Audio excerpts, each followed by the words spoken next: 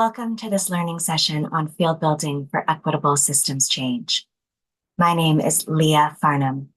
I'm a partner at the Bridgespan Group in our San Francisco office. Bridgespan is a global nonprofit social impact advisory firm with a mission of working to build societies characterized by equity and justice. We work with philanthropies and NGOs around the world to support them achieve their impact aspirations. And since knowledge is such an important part of our work in this sector, when we come across a big, complex, high-impact idea through our advisory work, we double down by bringing the best of our organization's work over the course of multiple years, plus conducting additional research to understand it more, sharing what we learn with the sector, and bringing it to our clients. Today's session highlights the insights from our work on field building for equitable systems change.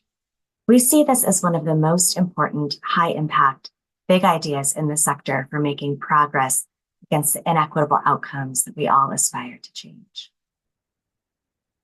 In this session, I'm going to share about what field building is, how social change fields progress from emergence and initial fragmentation to driving and sustaining systemic change, and the unique role of entities that we call field catalysts in this work. All of you are here today because you care about creating durable population-level change. The massive problems of today require a systems change approach to address their root causes. Equitable systems change is an approach to social change that considers the problems that are visible on the surface to be presenting symptoms of deeper, complex root causes and structural incentives. And so to change those outcomes and what we see on the surface, we need to shift policies, resource flows, power dynamics, mental models.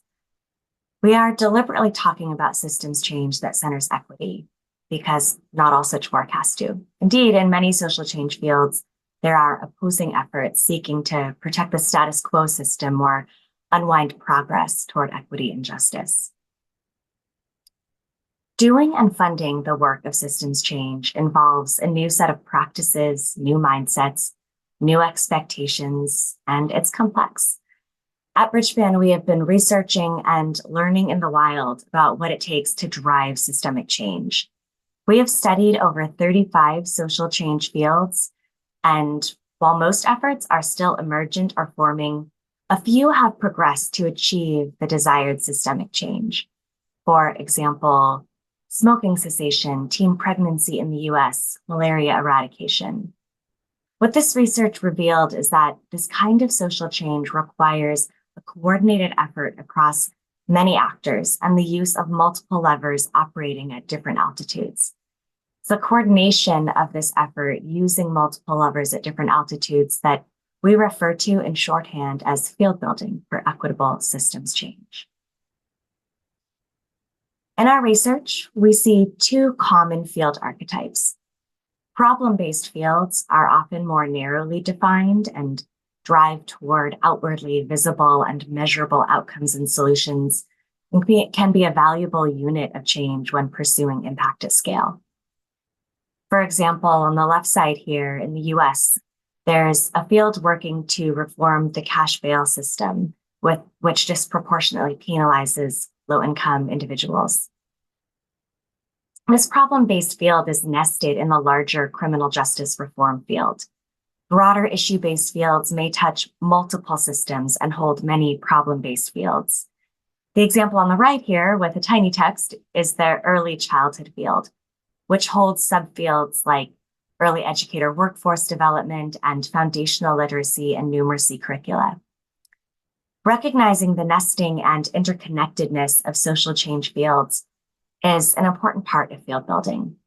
As one interviewee said to us, field's boundaries are porous, and the issue-based field lens helps to identify points of intersection and shared barriers that, if addressed, will unlock progress across numerous problem-based fields. Take a moment and reflect on your own work.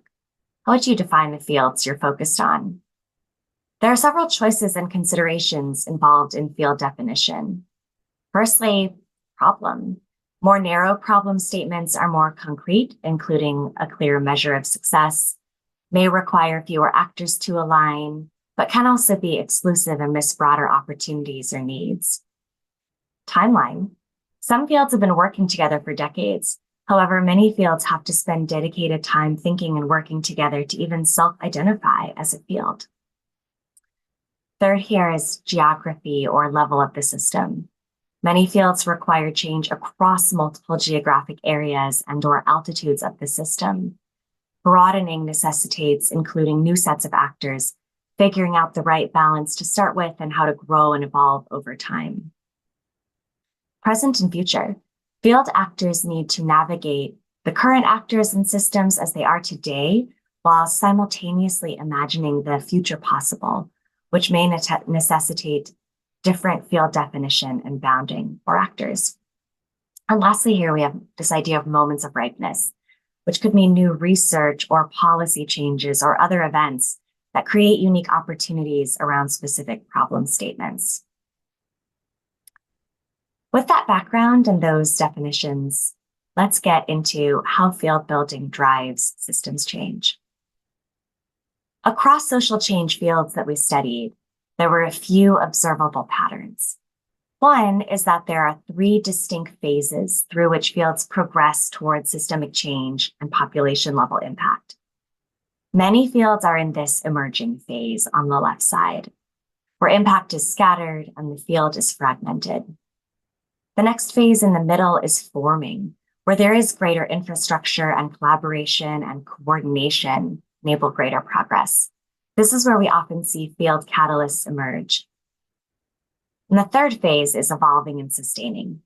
Here, we see concrete markers of equitable systems change and population level impact. But it's a sustaining part that's really important. With systems change, there are always new threats emerging. For example, one of the fields we studied that progressed across this journey was tobacco cessation in the US. This field eventually saw a significant decline in teen smoking rates from 37% at its peak to 8%. But then now we're seeing the rise of things like vaping and e-cigarettes, these new threats emerging. Across those phases of a field's progress, there are 6 observable characteristics that unlock impact. Firstly, knowledge base. This is the field's knowledge, both practical and academic, that clarifies key issues, shared barriers, and what it will take to drive change. Then there are the actors in the field, the myriad leaders and organizations that play different but complementary roles, all of which come together to drive change against the field's agenda, which is the set of priorities that the field must collectively progress to drive systemic change. Often these agendas reflect priorities that will progress the other characteristics on this page, like building knowledge or engaging new actors in the field's work, or they may be about a key policy aim. Adaptive infrastructure is the set of intermediary organizations, convenings, knowledge sharing systems that enable innovation, collaboration, and coordination across the field. And resources are obviously required to support the field's work. The bottom here is public policy influence. In some global contexts, the role of public systems and governments is so essential that we elevated it as a key field characteristic because if absent or unaccounted for, population level change isn't likely. Let's briefly look at the example of malaria eradication. In the emerging stage, malaria deaths were rising sharply through the 80s and 90s. In 1998, in response, UNDP and other multilateral organizations formed Rollback Malaria in order to shine a spotlight on the problem, coordinate global action at multiple levels of the ecosystem, and bring in dramatically more funding to combat the disease. Even as they were starting to work together to do just that, however, deaths continued to rise, peaking in 2004. Then we enter the forming phase. As the impact of the $1 billion in new funding and a new global focus on malaria started to gain traction, new opportunities for dramatic action opened up, and global actors realized a nearly 40% reduction in global deaths over the next decade. This is considered one of the greatest public health successes of our time. And then as we're now in the evolving and sustaining phase, with the advent of COVID, new challenges arose as public health infrastructure and delivery systems were compromised and stretched. We're actually seeing global deaths inch up now as the global field grapples with how to respond. It's a case in point for how dynamic this work truly is. And this is just one example. However, there are many efforts like this happening globally. We see similar field building approaches applied to returning land to indigenous populations in Indonesia, norming community health work across the global south from Bangladesh to Uganda, reorienting systems to serve adolescent girls in India, and so many more. To support funders and field leaders understand where their field's work is, what it may take to unlock progress, we developed a diagnostic tool. Feel free to check it out and download it for free at bridgeband.org. Now let's move to our final section. Within field building, there are many important things that a diverse set of actors do, but there's a particular, often behind the scenes entity we call a field catalyst. We are particularly interested in field catalysts because from our research, one of the patterns that consistently emerged across some of the most successful social change efforts around the world is the presence of these catalysts functioning like a nerve center, amplifying and coordinating the work of other actors within their ecosystems, making sure that the whole is greater than the sum of parts. So what exactly is a field catalyst? Field catalysts come in various forms and operating models. In our database of over 100 field catalysts, we see them self-described as traditional NGOs, but also as movements, collaboratives, and leadership tables. This sheer variety of forms is important to understand on its own, since it allows field catalysts to be fit for purpose for the fields in which they work. You can think of field catalysts as critical infrastructure, like a bridge. They facilitate connections and relationships within their ecosystems, which typically include grassroots stakeholders and practitioners who are the most proximate to the problem, and leaders working within systems of power such as government, civil society, and the for-profit sector, who coordinate aligned and collaborative action towards shared goals. To do this, they diagnose and assess the problem and field, they connect and organize actors, they advocate or shine a light on the issue and the field's work, and often they fill gaps in key areas of work in the field. We find it helpful to describe field catalysts by the distinctive assets that they bring to their work: deep understanding of the problem and ecosystem, a vision for equitable and durable population-level change, the organizer's mindset, and trusting relationships and the credibility with the actors required to achieve change. Indeed, in our research, we heard the phrase, "This work happens at the speed of trusting relationships," again and again. Where do these catalysts come from? We conducted a survey of over 100 field catalysts and saw that there are 3 distinct pathways. Some are founded as new entities or new efforts by leaders who come from other roles in the field and bring personal and professional experience and credibility. About a quarter of field catalysts come from existing organizations evolving and expanding into the role. Many describe the moment of hitting an impact ceiling, realizing that the lack of connective tissue across the field was a huge barrier to their own impact growth and peer organizations across the field. And then lastly, these entities are sometimes started by funders who see the need for connective tissue and field level leadership. Of note with this last pathway, we see how important it is for funders to be attuned to power dynamics when they support the launch of a field catalyst to ensure it's in service of the field and not any particular funder's needs. Field catalysts are high leverage investments for philanthropy. They're not large organizations and they're not looking to scale their impact by scaling programs. Rather, they grow their impact by amplifying the work of others across the field and by harmonizing the field's work.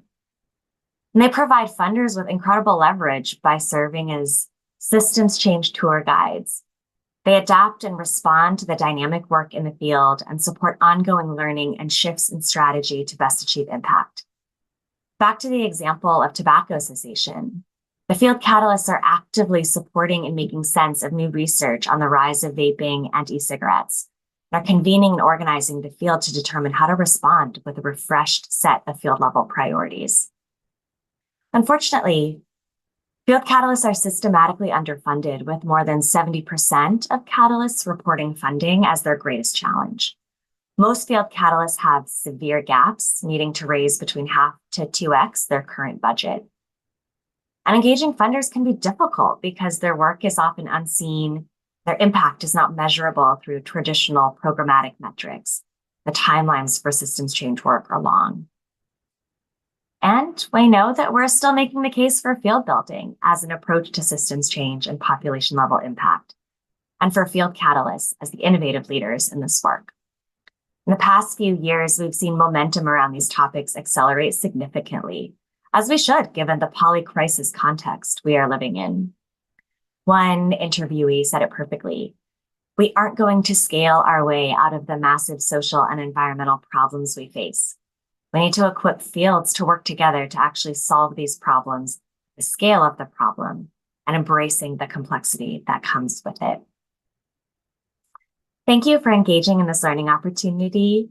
Please feel free to visit bridgeband.org, where all this research is available. And also, please feel free to reach out to connect and learn more or explore the implications of these ideas for your own work.